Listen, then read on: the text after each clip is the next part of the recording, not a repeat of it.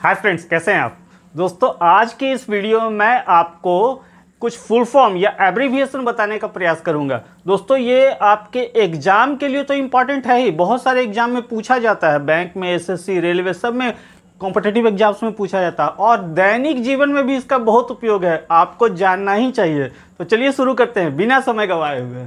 दोस्तों, पहला full form है यूपीआई। आप जब पेमेंट करते हैं, मोबाइल से पेमेंट करते हैं, गूगल के थ्रू, गूगल पे है या फिर पेटीएम है वगैरह वगैरह, तो आप यूपीआई के थ्रू पेमेंट करते हैं। उसका फुल फॉर्म क्या होता है? Unified payments interface. क्या होता है? Unified payments interface. दोस्तों, आप इसका स्क्रीनशॉट ले लीजिए ताकि आप बाद में इसको रिवाइज कर सके। कॉपी में उतारना जरूरी है, नहीं तो भूल जाइएगा। तो UPI unified payments interface. Bhim app, Bhim app भी एक आता है। उसका क्या फुल फॉर्म होता है? बी से Bharat interface for money. BH से हो जाता है Bharat interface for money. Bharat interface for money, ये बहुत इंपॉर्टेंट है। आप एटीएम कार्ड जब इशू करवाते हैं तो आपको उसमें रुपए, वीसा कार्ड इस तरह का मिलता होगा। तो रुपए कार्ड जो इंडिया का कार्ड है, उसका क्या फुल फॉर्म होता है? Rupee and payment. बहुत सिंपल है, rupee and payment, rupee and payment. CAA, ये आजकल बहुत चर्चा में है। एग्जाम में आपसे पूछ देगा कि CAA में A का मतलब क्या या C का मतलब क्या, तो आपको बताना पड़ेगा सिटीजनशिप अमेंडमेंट एक्ट। क्या है? Citizenship amendment act, citizenship amendment act, CAA। MNREGA, दोस्तों आपको पता ही होगा कि भारत सरकार की बहुत पुरानी योजना है मनरेगा। पहले ये नरेगा के नाम से जाना जाता था, सिर्फ NREGA होता था, अब उसमें M लगा दिया, जिसमें ग्रामीण क्षेत्रों में गरीबों को, जिसको काम का जरूरत है, उसको 100 दिन का रोजगार दिया जाता है और उसका पेमेंट किया जाता है सरकार के द्वारा। दुनिया की सबसे बड़ी रोजगार गारंटी योजना है जो कांग्रेस सरकार द्वारा शुरू की गई थी, मनरेगा। M से हो गया महात्मा गांधी, नया जुटा है इसमें M वर्ड, जिसका मतलब है Mahatma Gandhi national rural employment guarantee act. Mahatma Gandhi national rural employment guarantee act, मनरेगा, एम्प्लॉयमेंट की गारंटी देती है ये, 100 दिन रोजगार।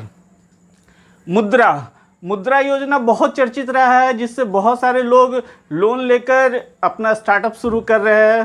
तो मुद्रा का फुल फॉर्म क्या होता है?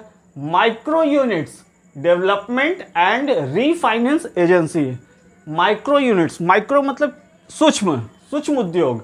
Micro units development and refinance agency. आप कोई सूक्ष्म उद्योग शुरू करना चाहते हैं तो इसके थ्रू आप पैसा ले सकते हैं।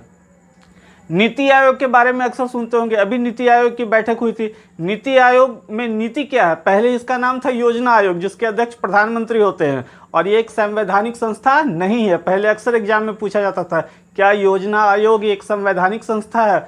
अब पूछेगा नीति आयोग एक संवैधानिक संस्था है, तो नहीं, संवैधानिक संस्था नहीं है, उसका संविधान में कहीं वर्णन नहीं है।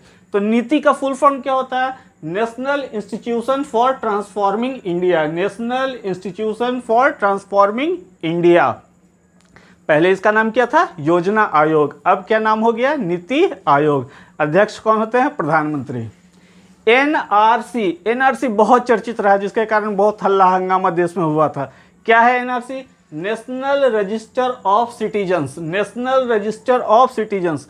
लोगों में इस तरह की बातें घर कर गई थी बहुत सारे समुदाय में कि उसमें आपका देखा जाएगा कि आप कितने समय से यहाँ पे रह रहे हैं। तो कुछ लोग को लगता है कि हमारे पास पुराने कागजात नहीं होंगे तो हमारा इंडिया का सिटीजनशिप खत्म हो जाएगा, वैसा नहीं है। बट अभी तो फिलहाल हम लोग NRC के बारे में याद कर ले, नेशनल रजिस्टर ऑफ सिटीजन्स। एक रजिस्टर बनेगा जिसमें भारत के सारे सिटीजन्स का नाम रहेगा।